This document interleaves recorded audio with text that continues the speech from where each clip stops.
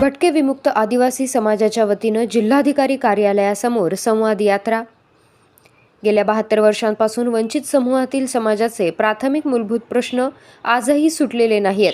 त्यांच्या मानवी हक्कांच्या मागणीसाठी तसेच समस्त भटके विमुक्त आणि आदिवासी समूहाच्या हक्कांविषयी 72व्या विमुक्त दिनानिमित्त महाराष्ट्रात ही सभायात्रा संवाद यात्रा सुरू केली असून आज नगर शहरामध्ये जिल्हाधिकारी कार्यालयासमोर दाखल झाली। यावेळी संयोजन समितीच्या वतीनं जिल्हाधिकारी यांना समाजातील मूलभूत प्रश्नांसंदर्भात निवेदन देण्यात आले। यावेळी मोठ्या संख्येने भटके विमुक्त तसेच आदिवासी समाजातील नागरिक उपस्थित होते। संयोजन समितीने दिलेल्या निवेदनात म्हटले आहे की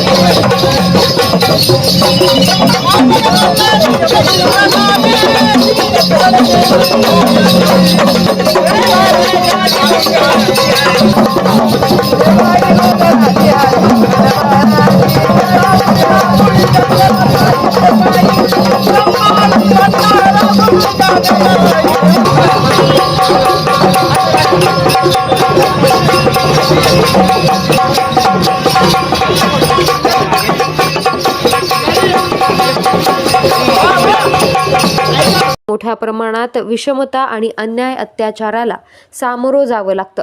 त्याचबरोबर हा समाज हा अतिशय मागासलेला असून वंचित घटक आहे। यामुळे आजही मूळ भटक्या जमाती अन्न, वस्त्र, निवारा, शिक्षण, रोजगार या मानवी आणि संविधानिक हक्कांपासून वंचित आहेत। गेल्या 72 वर्षात या वंचित समूहाचे प्राथमिक मूलभूत प्रश्न सुटलेले नाहीत। त्यांच्या मानवी हक्कांची सतत पायमल्ली होतीये। हा समूह विकासाच्या प्रक्रियेपासून कोसो मैल दूर आहे। त्यामुळे महाराष्ट्र राज्यातील समस्त भटके विमुक्त आणि आदिवासी समूहाच्या हक्कांविषयी 72व्या विमुक्त दिनानिमित्त आम्ही राज्यव्यापी संवाद यात्रा काढली आहे। या संवाद यात्रेत भटके विमुक्त आणि आदिवासींच्या प्रमुख मागण्यांचं प्रश्नांचे निवेदन आम्ही राज्यातील प्रत्येक जिल्ह्यातील प्रशासनास देत आहोत।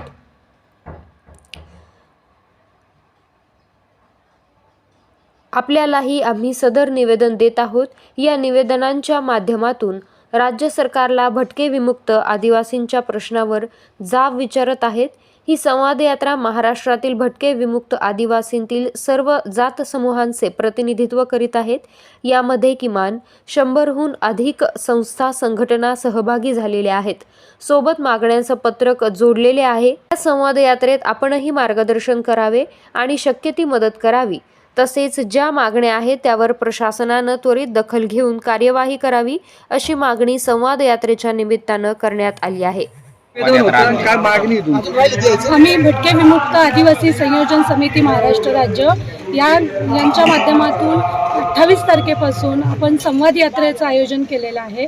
या संवाद यात्रेच्या प्रमुख मागण्या घेऊन आम्ही वेगवेगळ्या जिल्ह्यातल्या म्हणजे आम्ही 20 जिल्ह्यांमध्ये जातोय। 40 तालुके आम्ही या निमित्ताने कव्हर करतोय आणि या सगळ्या ठिकाणी आपले भटके विमुक्त आदिवासी समुदायाचे जे लोक आहेत त्यांना जाऊन त्यांच्या पालावरती, वस्त्यांवरती, गावांवरती जाऊन चर्चा करतोय, त्यांचे प्रश्न समजून घेतोय, त्यांना सगळ्यांना एकत्रित कसं करता येईल, कारण हा समाज विखुरलेला आहे, गावाकुसाबाहेरचा आहे।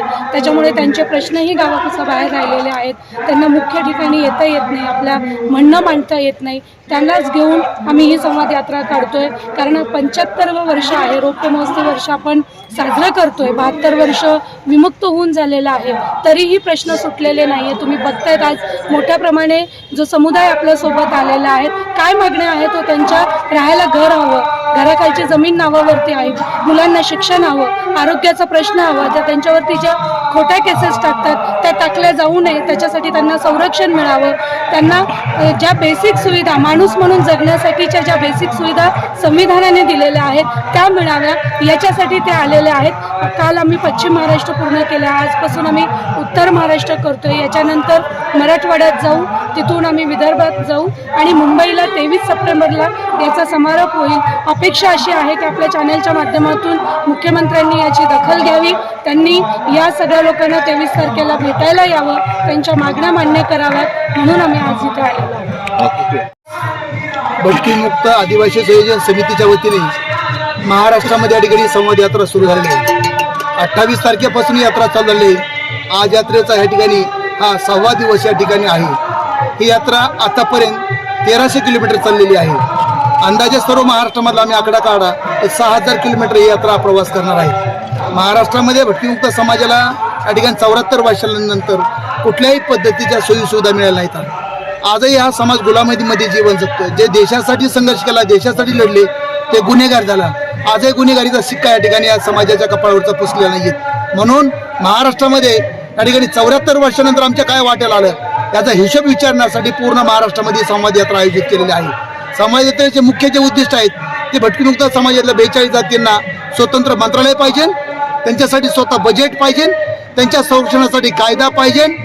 त्याचबरोबर भटकीमुक्त समाजाला त्या ठिकाणी मुख्य प्रवाहामध्ये येण्यासाठी जे काही कल्याणकारी योजना आहे त्या कल्याणकारी योजना या ठिकाणी उभा केल्या पाहिजे. याची जाणीव जागृत करण्यासाठी समाजाचं वेदनेचं दुःखाचं गाठोडा बांधून या राज्यकर्त्यांना त्या ठिकाणी गाठोडं देऊन त्या ठिकाणी या मागण्या पूर्ण करण्यासाठी सतत आंदोलन केले जाणार आहे. ही जनजागृती करण्यासाठी भटकीमुक्त समाजाला एकत्रित आणण्यासाठी त्या ठिकाणी संवाद यात्रा आयोजित करण्यात आली. महाराष्ट्रातली पहिल्यांदा सगळ्यात मोठी भटकीमुक्तांच्या हक्कासाठी आणि अधिकारासाठी निघलेली ही संवाद यात्रा आहे. या ठिकाणी अनेक समाजाचे लोक सहभागी झाले येतात. प्रत्येक कलेक्टर ऑफिस असन या ठिकाणच्या सामाजिक संस्था संघटनांनी एकत्र मिळून संयोजन समितीच्या वतीने वेगवेगळ्या जाती धर्माचे कार्यकर्ते या ठिकाणी सहभागी आहेत. ही यात्रा आज या ठिकाणी नगरमध्ये आहेत. पश्चिम महाराष्ट्र संपला तर उत्तर महाराष्ट्राला सुरुवात झालेली आहे. तिथून यात्रा या ठिकाणी नाशिक जिल्ह्यामध्ये जाणार आहे. धन्यवाद.